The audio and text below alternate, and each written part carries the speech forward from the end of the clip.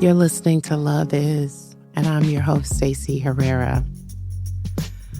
I thought a lot about today's topic. I've been thinking about it a lot lately because it's something that most of us don't even realize we're doing until we are exhausted, resentful, or we feel like we have almost completely disappeared from our own lives. I'm talking about self-abandonment, not in the overused Instagram coach kind of way. We're going deeper today into the subtle, everyday moments where we quietly leave ourselves behind. I want to start by giving you a little bit of a deeper understanding of what self-abandonment looks like. You might think it's something that's really dramatic, like betraying our values or staying in a toxic relationship. And yes, those are ways that it can show up, and it counts. Those are big deals. But the most common forms of self-abandonment aren't so obvious. It looks like saying sure when your body is like, hell no. Or laughing at a joke when it stings. Ignoring the knot in your stomach just so that you won't ruin the vibe. Maybe it looks like staying quiet because sometimes honesty makes things awkward, right? It's those tiny, sometimes, almost always repeated moments where you override yourself. And the more often you do it, the harder it is to hear what's true for yourself. You start second guessing your instincts and your intuition, believing that your needs are too much, thinking that you're the problem, when really you've just been leaving yourself again and again. These kinds of things, these patterns don't come out of nowhere. We learn it when we're young, like most things, right? We learn it when we're young. Maybe you were told that you were dramatic a lot when you were young, or you were too sensitive, too emotional, or like me, too much. And maybe the flip side might also be true. Maybe you were praised for being easygoing. You know, people love the version of you that doesn't make waves. And so what do we do with that? We make ourselves smaller. We soften, but not in the soft girl season kind of way. We try to be easier going. We make ourselves more digestible so that we can be loved, or at the very least kept, because mostly we just don't want to be kicked off the island, right? We want to make sure that we have a place where we fit, even though we usually aren't really fitting, right? But we want to make sure that there is a place where we can perform belonging. I get that. I get that on such a deep level, because the strategy works until it doesn't. And if you're still doing it today, I'm willing to bet that it's costing you your voice, your peace, yourself. Let me tell you a story.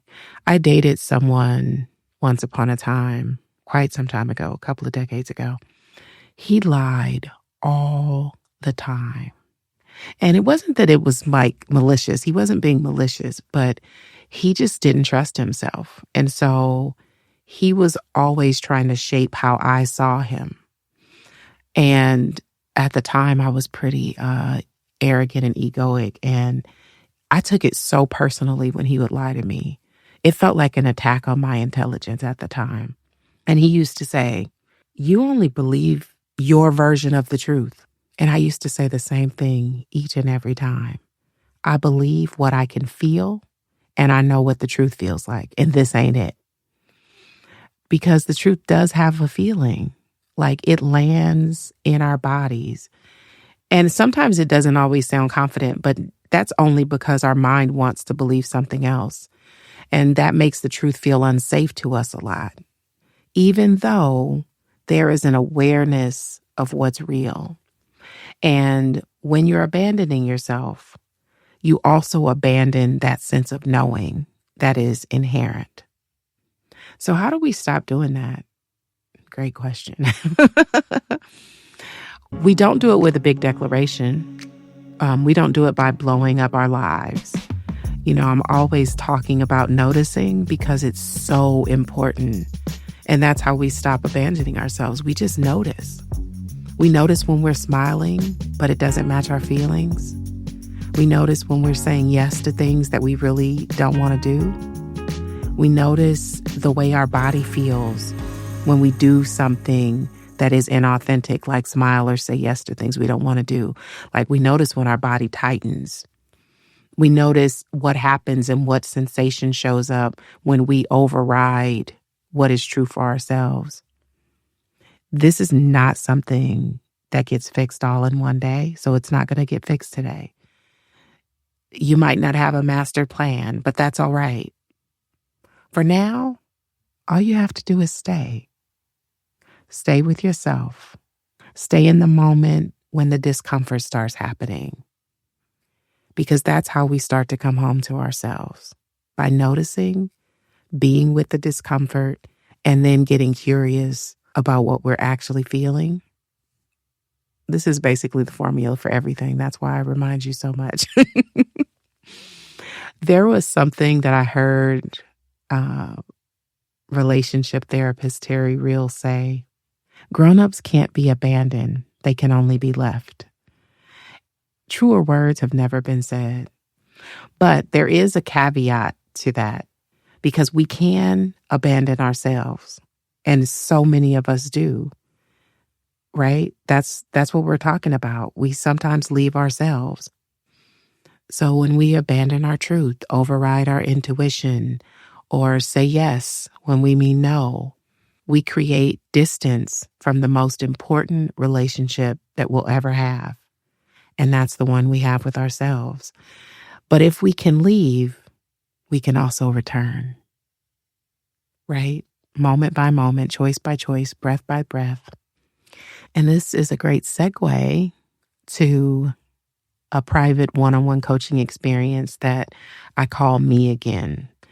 And Me Again is for women who are ready to stop disappearing in their relationships, in their lives, not by blowing it up. We don't need to tear shit up and get raggedy, but we can gently come back to ourselves. And that is what we do in Me Again. So if that speaks to you, you can learn more at staceyherrera.com/me-again. And the link is in the show notes. Applications are open now. I am only working with 4 women at a time because I want to make sure that every woman gets my full attention so that we can disrupt this pattern of abandoning ourselves, which actually allows us to show up bigger, better, deeper, more loving with everybody else in our lives.